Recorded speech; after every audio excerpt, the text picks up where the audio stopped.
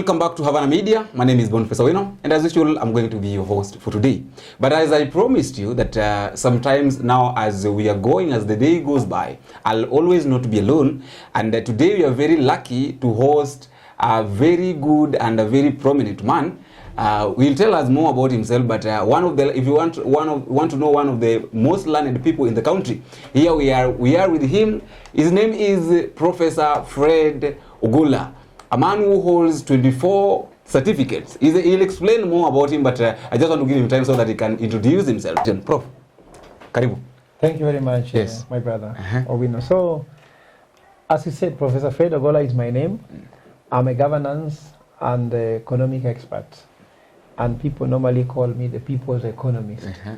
And why so is because people have, it's a name given to me because people realize that when I explain the economics of the people, how everything will affect people, people seem to understand. For example, when I tell people that when we're looking at deployment of the military in the CBD, we're not focusing too much on the legal aspect of it because that's what it was in court. Yeah. We have to look at the economic aspect of it. And I said if you turn CBD, which is a central business district, into central military district, the business goes away.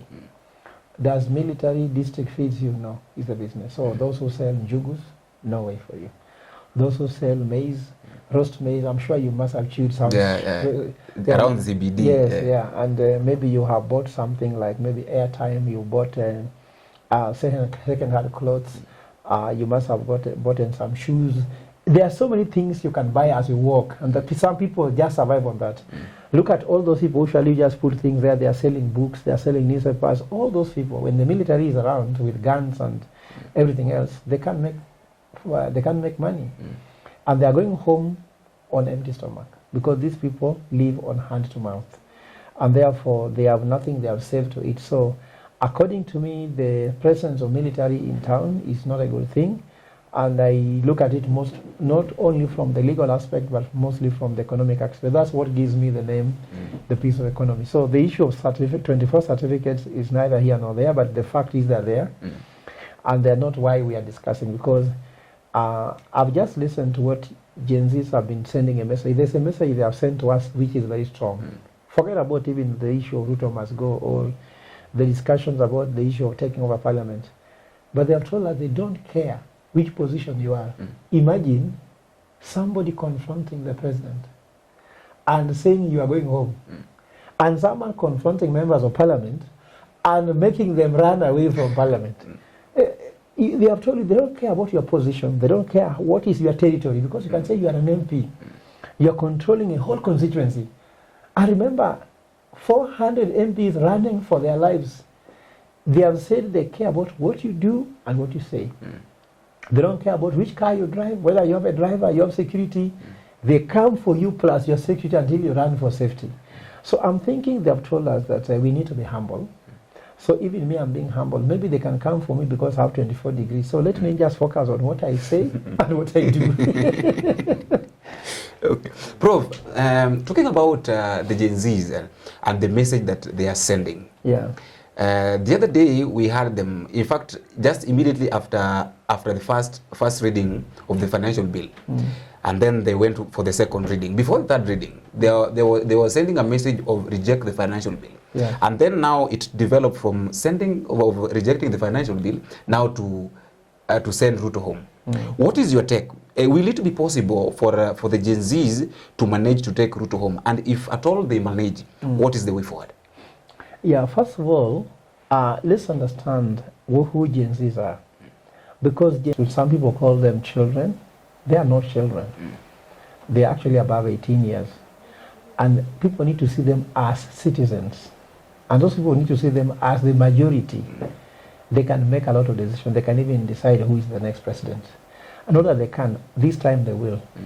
So respect them. And if you look at the different evolution of the generations, there's what they call the lost generation. Lost generation or generation didn't know what they wanted. Then the silent generations, you go to the baby boomers, and me, I'm a millennial, and then you go to Generation X and Gen Z. Gen Z, like other generations, have what they must do. If they don't do it, won't happen. For example, one generation I love so much in this category are the baby boomers. The baby boomers shattered the cultural boundaries because they were the first people who went overwhelmingly to intermarry. They never subscribed to the cultures of their communities. They focused on what was important for building a nation. What you need is a wife, not a wife from your tribe. What you need is to have a birthday, not a birthday according to how it was done culturally. Or what you need is a ceremony of initiation. So they came up with their ways. Now they say, for example, those used to circumcise, they say, well, everybody should circumcise, but you can circumcise in a hospital. You don't have to. So they shattered a lot of cultural things. Now, I don't want to go to what everybody has done, but I go to Gen Zs. Gen Zs, what most describe them is what you call mold breakers. They are mold shatters. So they have shattered all the mold. Today I tweeted by saying, what defeated members of parliament, Gen Zs have done. I've gone to court, my brother, since last year since 2022 when Ruto became president, I've gone to court severally trying to dismiss the finance bill 2023 and I failed. Gen Zs came and shattered that thing by just coming to parliament in one day. So can you imagine what these people have achieved? And people are calling them children. A member of parliament who cannot read a bill and understand it will kill them. And a young person you call a child who comes and make you even run away after you have passed the finance bill. And so they have achieved that. So now you're asking the question as to whether they are able to bring down the president. Of course they have begun bringing, and I can tell you they are very able. And let me explain this way. There's what you call social license to operate and then legal license to operate. When the president was elected, he had the social license to operate when people gave him the vote. People gave him the trust. Hustler nation, hustler president, hustler cabinet. No one talks about that anymore because the social license to operate left him. Gen Zs have turned us from a hustler nation to a Gen Z nation. And in a flip of a coin, have they not turned the narrative? Anybody who wants a wife for president next year, they don't even know where to begin. Is there anybody who knows how to become a member of parliament next season? They don't know. Even we don't even know how to be a parent now. I'm wondering whether this generation I have in this house, Generation Alpha, will they come one day and tell me, you cease to be a father, what will you do? So they have turned the narrative on the head. Don't you think they're determining the future of this country? So once we have social license to operate, the president lost that one, has given it to the Gen Zs, isn't it? Now the president has got legal license to operate because he's officially sworn in president in State House. Now Gen Zs are trying to find how to take away that legal license from him. Then they'll have both the social license and the legal license. And they have seen that once they went to parliament and took the mace, took the coat of the speaker, sergeant at arms, they are realizing parliament has ceased to be a parliament. In fact, one member of parliament has said, parliament do no longer exist, should be dissolved so that we go for fresh election. They've been saying they can recall members of parliament. So if they have done that to 400 people, what about one person? Now then something very interesting here, you have to understand that legal licenses can be stolen. You cannot steal the social license to operate. Why am I trying to say so? Do you know, I was asking one of my colleagues just before we came for this interview, are you married? He told me, yes, you're married. So you can be married and you have the certificate of marriage, yes. But somebody else is the legitimate husband by social license, because the woman might not recognize you with it. For example, if you marry a woman and you have failed to make her have a baby, isn't it? And somebody has made her have a baby. According to her, who is the husband? You know, this is not, so the person who has made your wife pregnant has social license to be a husband. You only have a legal because so of the you only certificate. have the legal certificate. Okay. How poor is that? So the president has not produced any baby. The president is a president on paper. Everything has been saying is like, so Gen Z are saying we do not want someone who cannot produce. So the president has got the social license, legal license to operate by paper. He was sworn in. Gen Zs are trying to say, if we enter State House, you lose the legal license to operate because the State House is a symbol of power, it's a symbol of control, it's an instrument of power. That's why immediately Ruto was sworn in, Uhuru did not go to State House that day. It is Ruto who went to State House. So if Gen Zs occupy a State House and they are in State House, Who is the president? The Gen Zs. You understand? Now that is now physical. It will be very painful sometimes. It can be a lot of collateral damage to do that. But there's a strategy. I think when I read Gen Z's today's release of their 7 days justice process, they've done something brilliant. They have not said that Occupy State House has moved away from going to State House physically, but they'll occupy State House indirectly. Occupy State House simply means that, you know, the street feeds State House. Ruto controls State House, isn't it? He has no control of the street. That's why they're telling him, you cannot make a speech in a church. Can you imagine? Let me ask you, when Moi was president, could you tell Moi that he cannot make a speech in a church? You will not. You, as our age, could you ever tell a president that you cannot make a speech anywhere? You have got no Which power do you have? And imagine Gen Z are saying you cannot make a speech in church. Today they picked a letter of invitation from one church that is inviting the president to go for fundraising. First lady, and they've told her, you cannot come. They told that church, we are the one coming for the fundraising. And do you think the first lady will go there? They won't. So if they can control the street, can the president go to Uhuru Highway and make a speech now? He can't. Can the president go to Nyayo Stadium and make a speech? He can't. Can he even go to Kasarani where he was sworn in to make a speech? He can't. So who is running the country? The Gen Zs. They are already running, they have already occupied the State House, but not physically.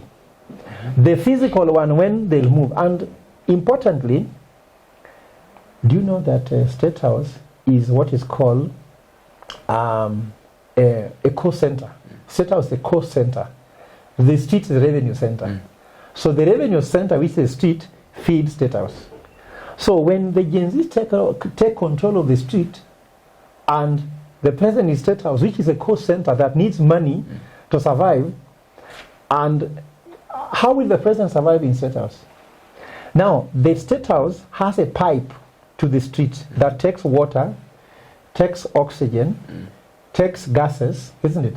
Even petrol that goes to State House, Gen Zs know where it is. So the fueling of the cars, even that chopper that he flies with, there is a petrol station within State House. If Gen Zs go to cut it, because that the State House has no oil from the ground, it must pass through the street. So if they go and cut all the water connection to State House, they cut all the oxygen, all the gas pipes and all the fuel pipes to State House. But even not that, when there's no business going on in the CBD, which has become CMD, Central Military District, and there's no money going to State House, how will William Ruto feed himself? It will force him to come out. And the policemen he's putting to fight Gen Zs, how will they earn their salary? Now, if Gen Zs ensure there's no revenue going to State House, policemen needs food, isn't it? Military needs food. Civil servants, those people need food. If the president cannot collect that revenue because Gen Zs have closed all the roads and there's no business going on, the president will come to the street to meet Gen Z straight away. So this strategy is, how do you smoke the snake out of the State House? I'm not calling the president the snake, but you understand the smoking of the snake. But of course he's a snake now, because if a snake comes inside your house, you don't know how to remove it, you know you have a problem. You can't sleep. So Kenyans can't sleep. So this is a snake. So that's how Gen Zs can be very effective to remove him from that office. If they are able to make him come out and they give him their terms, and one term is you have to resign.